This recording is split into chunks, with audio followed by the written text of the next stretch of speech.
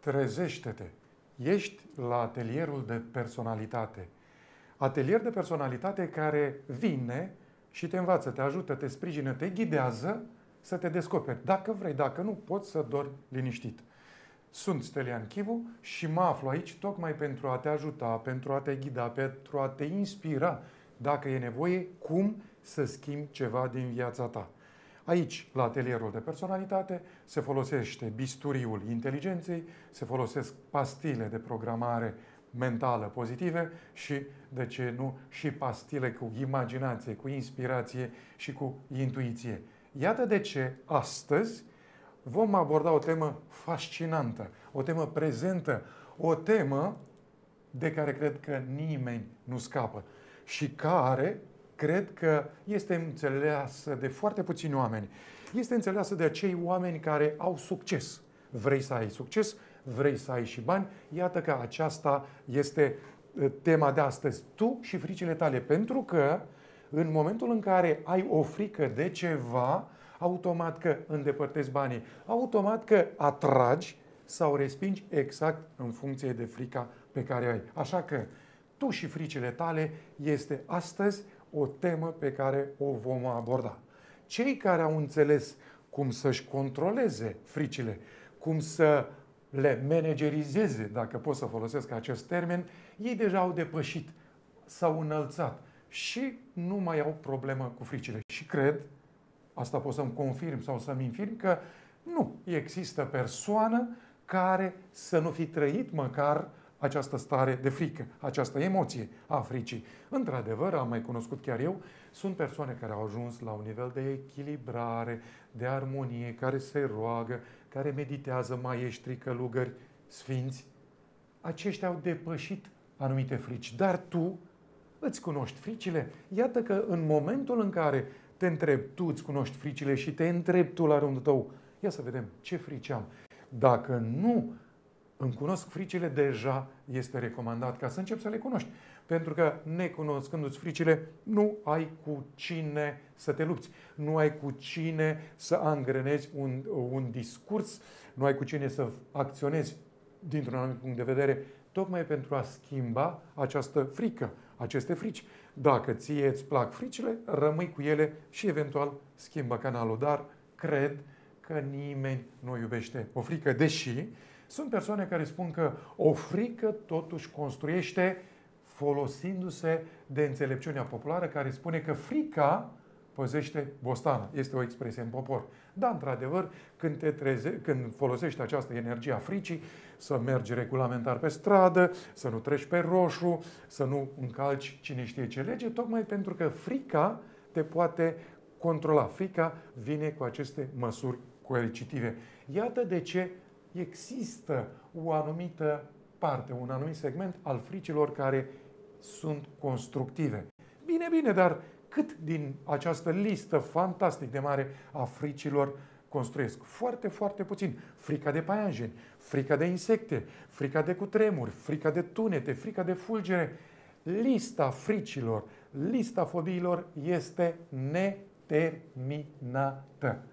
Ca dovadă că în momentul în care tu ai intrat în contact cu un paianjen, cu un șarpe, ai auzit pentru prima dată un tunet, un fulger, ai văzut în apropierea ta, atunci te-ai pus în contact cu energia fulgerului, a paianjenului, a șarpelui, a crocodilului, dacă vrei, și asta te face ca să-ți descoperi atunci frica. Frica nu face altceva decât te blochează. Și poate ai văzut măcar în filme cum reacționează cineva când vede ursul în față. Te limitează, te condiționează și te face ca tu să nu te mai poți controla. Te dezechilibrează. Te ține la o distanță foarte mare de împlinirea viselor tale. Așa că dacă vrei ca să-ți îndeplinești un vis, atunci poți să-ți identifici frica dacă cumva nu ți-ai identificat-o și să o elimini, pentru că mai târziu, spre finalul acestei emisiuni, clar îți voi indica 5 pași preciși care, dacă vor fi urmați, poți deja să depășești aceste etape. Iată, frica de întuneric, frica de agitație, frica de necunoscut, frica de hidos, frica de frică. Frica de frică este în topul acestor liste, în topul fobiilor, pentru că, mai nou, sunt persoane cărora le este frică să nu le fie frică. Deși este ciudat, dar mintea omului, emoțiile sunt fascinante. Sunt multe persoane care spun că am emoții. Da, e ok. În momentul în care ai emoții, identifică-ți întâi emoțiile. Pentru că emoții sunt pozitive, amplifică-le. Emoții sunt negative. Vrei să le păstrezi? Păstrează-le. Dar dacă nu vrei să le păstrezi, învață. Acum poți să faci asta. Învață cum să scapi de aceste frici. Pentru că fricile, fobiile, nu fac altceva decât evoluează. Ele nu se opresc numai la nivel de corp mental, pentru că există o frică mentală. În momentul în care cineva îți bagă un program de frică, mai devreme sau mai târziu, se va face pielea de găină, vei începe să tremuri, vei începe chiar să vezi acel bau-bau, de care copilul este informat încă din copilărie. Când părintele inoculează copilului frica de bau-bau, frica de omul negru, frica de nu știu ce, copilul încetul cu încetul își face niște imagini și va fi adultul de mai târziu care se va speria de șef, care se va speria de armată, care se va speria de întuneric, care se va speria de locuri închise sau chiar de pește.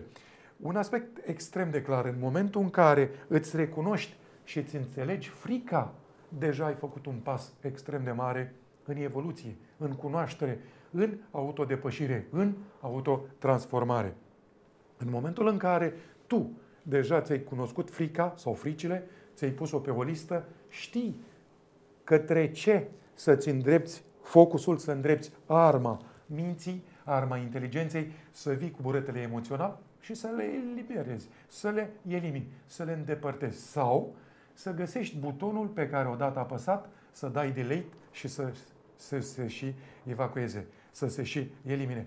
Imaginează-ți că sunt foarte multe frici. Statistic vorbind, cercetătorii au sesizat că cea mai mare frică care se întâlnește în peste 99% din persoane este frica de moarte. A doua frică este frica de cutremur. Iată aceste imagini, frica de spații închise.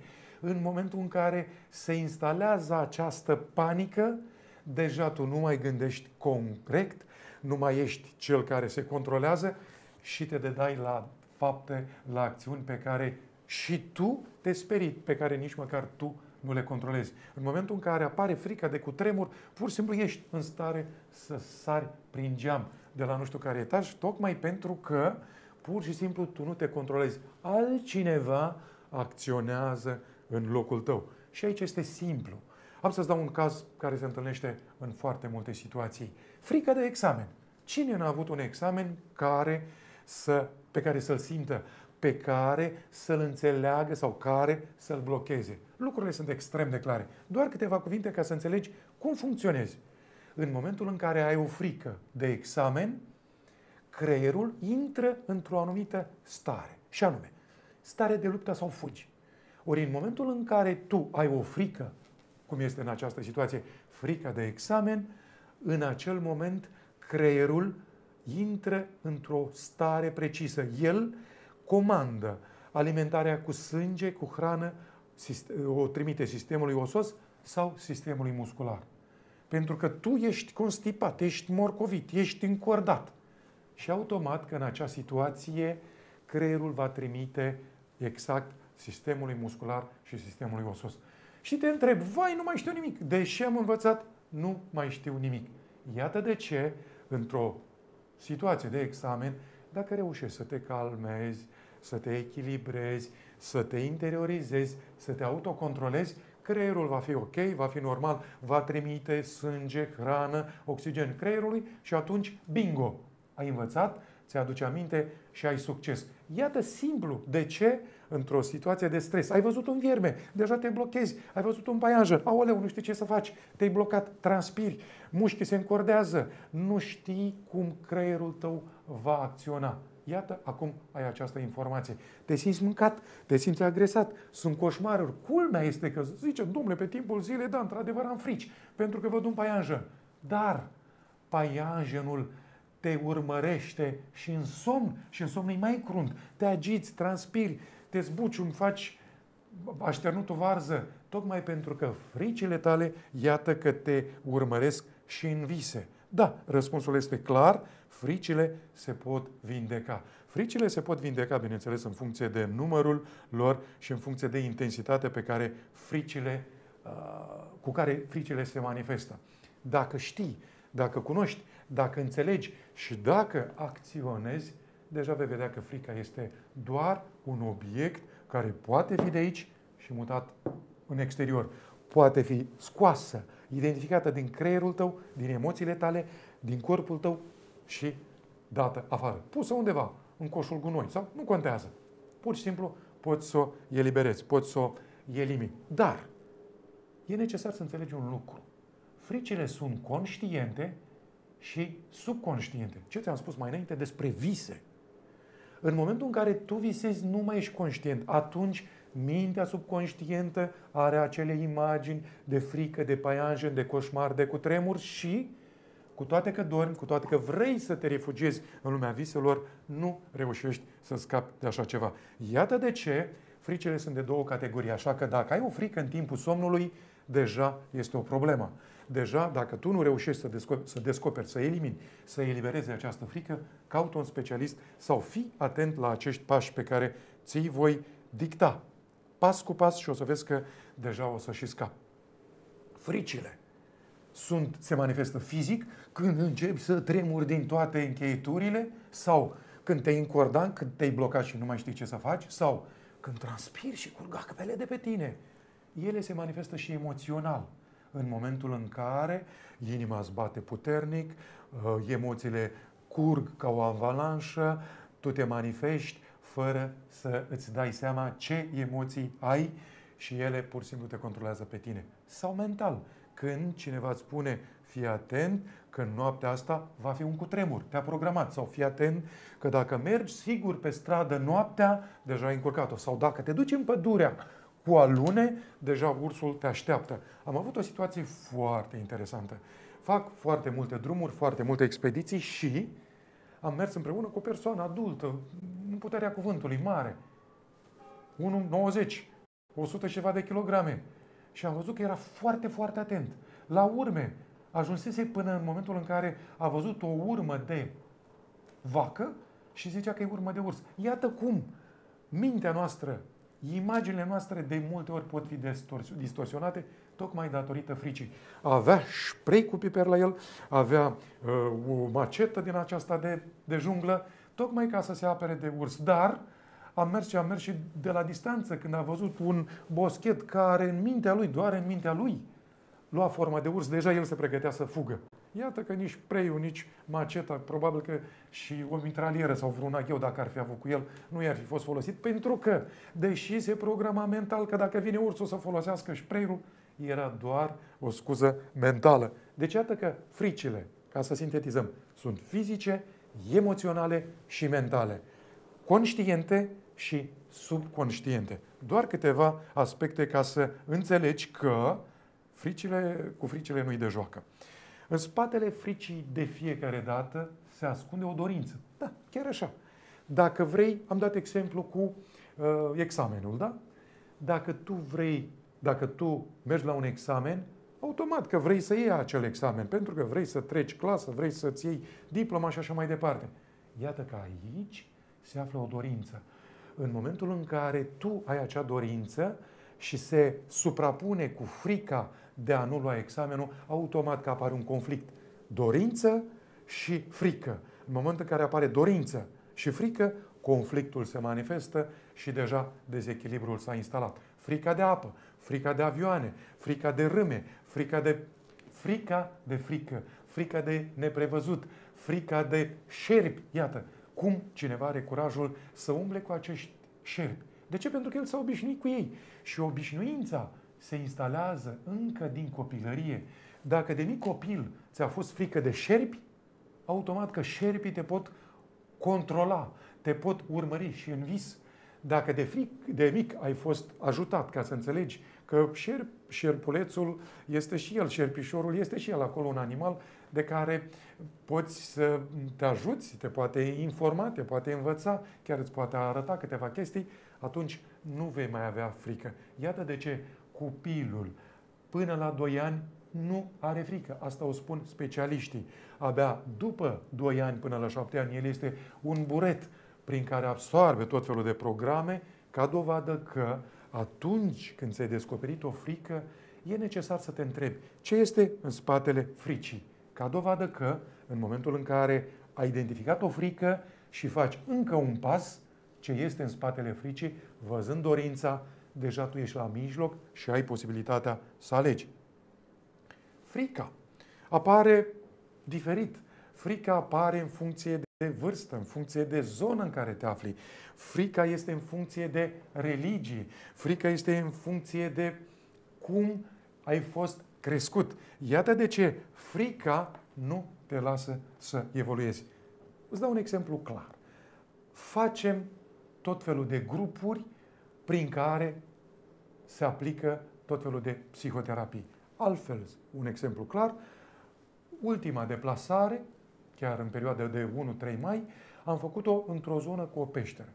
Am identificat niște persoane care aveau o frică de întuneric, care aveau o frică de spații închise. Și atunci s-au aplicat niște programe care le-a permis instalarea la nivel de minte conștientă a unui program de curaj. Pentru că frica reprezintă un program negativ, curajul reprezintă un program pozitiv. Au învățat cum să-și elibereze acest program negativ de frică, de spațiu închis, acest program negativ de întuneric și a trebuit ca să mergem să și verificăm, nu? Pentru că așa își pot lua diploma. Și am ales o peșteră cu aceste persoane, am ales o peșteră, au ajuns în peșteră câțiva dintre ei care încă nu reușiseră decât din punct de vedere teoretic ca să scape de această frică de spațiu închis și de întuneric, au stat la intrare. Li s-a mai reactivat acest program care li s-a instalat de curaj, de hotărâre, de forță și după jumătate de oră au reușit cu toții să intre în această peșteră. Iată de ce facem aceste deplasări în natură, pentru că natura te sperie, dar natura te vindecă. Puteam să vorbim un an și o primăvară, să le programăm pe aceste persoane pozitiv. Dacă ele nu ajungeau să intre în peșteră, să se simtă acolo buhu, să simtă pereții umezi, reci, ba mai mult, chiar i-am rugat ca să se verifice, să simtă, să-și demonstreze lor înșiși că s-au vindecat, să stingă lanterna. Și într-adevăr, preț de câteva minute, am stat cu toții pe întuneric total și într-o liniște desăvârșită. Nu vă dați seama, când au ieșit din peșteră erau alți oameni, pentru că se simțeau mai crezători în ei, se simțeau mai puternici și au gustat energia succesului. De cele mai multe ori, în momentul în care ai reușit să-ți eliberezi o frică, foarte ușor o vei elibera și pe a doua. Exact în acest sens vom mai aranja. Am pregătit chiar în vară o tabără care se va desfășura pe o perioadă de 7 zile, pentru că în fiecare zi se manifestă un alt fel de vindecare. În fiecare zi este eliminată un alt gen de frică. Frica de a vorbi în public, de exemplu. Iată, tușesc. Nu că mi-ar fi frică că vorbesc în public, dar sunt și aceste frici manifestate pe multe planuri. Iată că în această tabără vom elimina pe rând, timp de 7 zile. De ce 7? Pentru că sunt 7 note muzicale, întâmplător sau nu. Sunt 7 vocale, sunt 7 straturi ale atomului. Da, sunt 7 stări de agregare. 7 zile ale săptămânii și lista încă continuă. Iată de ce. Omul este de o frecvență de tip 7. În momentul în care în această tabără vom analiza timp de 7 zile, eliberăm frica de pământ, după care se eliberează frica de apă, se eliberează frica de foc, se eliberează frica de aer, frica de înălțimi. Sunt o serie întreagă de frici care te condiționează, te închistează, frici care nu te lasă să evoluezi. Bineînțeles că sunt și forme extreme de frică. Am avut, de exemplu, o situație în care o persoană nici măcar nu putea să audă cuvântul moarte, Dacă auza frica de moarte, deja spunea, nu, te rog, nu mai spune, își băga degetele în urechi. Pentru că fugind de frică, niciodată nu vei reuși să o rezolvi. Am avut un tare bun prieten, spun că am avut pentru că acum este plecat din această lume, e în lumea celor drepți, în ceruri. Acest bun prieten a prins perioada ceaușistă în care a fost, vă dați seama, închis de 6 ori la canal. Și spunea că m-am bătut cu regimul și cu torționare și cu cei care mă chinuiau. Imaginează-ți că frica este o energie. Frica este o energie și exterioară, de cele mai multe ori manifestată ca un factor declanșator, șarpele. Mai vine, șarpele ți se strecoară în suflet, șarpele fricii, șarpele discordiei, șarpele oricărei frici. Acest drag prieten, într-o discuție care am avut-o cu el, a înțeles următorul fapt, pentru că era deja într-o vârstă înaintată. I-am explicat foarte bine. Frica era în exterior, da? Frica de torționar. Dar ce se întâmplă când frica este în interior? El spunea, m-am luptat cu frica din exterior. Da, veți auzi de foarte multe ori, luptă-te cu frica, învingi-o. Da, poți să te lupți cu ea și să o învingi sau ea să te învingă. Poți să fugi de ea și să reușești să te distanțezi sau să te ajungă din urmă. Sau poți să o accepti. Și când ai acceptat-o, deja ești blazat, stresat, terminat. Dar ce se întâmplă când frica e interior? Și de cele mai multe ori frica este în interiorul tău. Pentru că frica din interior atrage o frică de exterior. Iată, frică de înălțime. De ce copiii nu au frică de animale? De ce copiii nu au frică de înălțimi? Se duc acolo și îmbrățișează câinele sau sunt gata pregătiți să pună mâna pe șarpe. Tocmai pentru că ei încă nu au primit, încă nu și-au instalat aceste frici. Da, bine, sunt situații în care sunt persoane care vin cu frică, care se nasc cu acele frici, ca să nu intru în detalii. Asta pentru că frica există la nivel de ADN. Da, într-adevăr, din punct de vedere științific, frica poate fi fotocodificată în ADN-ul nostru. Iată, am vorbit foarte mult despre frici. Acum să vedem cum scăpăm de ele, cum le vindecăm. Deci, structurez, sintetizez. Dacă frica îți recomandă cineva să fugi de ea, îți recomand să abordezi alt subiect. Deci de frică nu poți fugi, nu te poți lupta cu ea și îți recomand ca să nu accepti. Dar poți să faci ceva. Să te înalți, să o conștientizezi, să râzi de ea. Iată, un prim aspect, o modalitate care te ajută să scapi de o frică. Ce te costă? Nimic. Râzi de propria ta frică, pentru că în momentul în care rizi, mie mi-e frică de paianjen. Paianjenul este o bâzlăganie micuță și dita mai omul de 70 de kilograme, 100 de kilograme, 50 de ani, mi-e frică de un paianjen. Cât de mic e paianjenul și cât de mare sunt eu. Dacă ne luptăm, n-are nicio șansă. Și cu toate acestea, paianjenul te poate urmări și în somn. Așa că râzi. În momentul în care râzi de fricele tale, deja reușești ca să eliberezi aceste programe. Cultivă-ți curajul. Uită-te măcar la poze cu paianjen. Și în momentul în care vei avea curajul, încetul cu încetul, să vezi o poză, te uiți la un clip, te uiți la un film, te uiți la o grădină care are paianjeni, încetul cu încetul nu faci altceva decât îți cultivi curajul și asta te ajută să evoluezi. Ia decizii indiferent de situație. Sunt persoane care, de frica de a nu greși, nu fac nimic. Păi, copilul mic care merge, se împiedică și cade, el gata, nu mai merge? Nu are frică. Se scoală, plânge sau nu plânge și merge mai departe. Iată că chiar dacă greșești, continuă. Chiar dacă nu greșești, continuă. Știți celebra expresie, ai reușit? Continuă. N-ai reușit? Continuă. Este o altă modalitate prin care reușești ca să-ți identifici și să-ți depășești frica. Iată un alt aspect extrem de clar. Am spus despre 5 pași. Clar, 5 pași care te ajută să scapi de frică. Atenție, pentru că am lăsat pe ultimul minut, ultima parte, tocmai ca să poți să-ți depășești această chestie. Primul pas. Conștientizează frica. Dacă tu ai reușit ca să conștientizezi frica, este un mare pas, este un mare avantaj. Pentru că știi de unde vine inamicul. Da? Deci, conștientizează frica. Accept-o. Am întâlnit persoane care zice, vai, dar nu-i frica mea, vai, dar eu nu pot așa ceva, vai, inimă, vai. Da, domnule, frica ta, asta e. Sunt om mare și mi-e frică de paianjen, mi-e frică de examen. Câți nu au fricile lor? Deci, prima etapă, conștientizează-o. A doua etapă, accept-o. A treia, identific-o. Da? Perfect. De unde vine frica de paianjen? De unde vine frica de examen? În momentul în care mintea, rotițele creierului încep să se deruleze, vei sesiza că este foarte ușor să o elimini. Deci, iată, repet, primul pas este să o conștientizezi, al doilea pas este să o accepti, al treilea pas este să o identifici, altfel spus să-ți găsești factorul stresor, pentru că frica este în strânsă legătură cu stresul. Repet, pentru că repetiția este mama învățătorii, primul pas, conștientizează frica, al doilea pas, accept-o, al treilea, identific-o, găsește stresul și al patrulea pas, vindecă-o. Iată doar câteva etape enumerate aici care te ajută să vindeci frica. Dacă tu nu reușești, apelează la un specialist și cel din urmă înlocuiește-o. Lucrurile sunt extrem de clare din punct de vedere psihologic.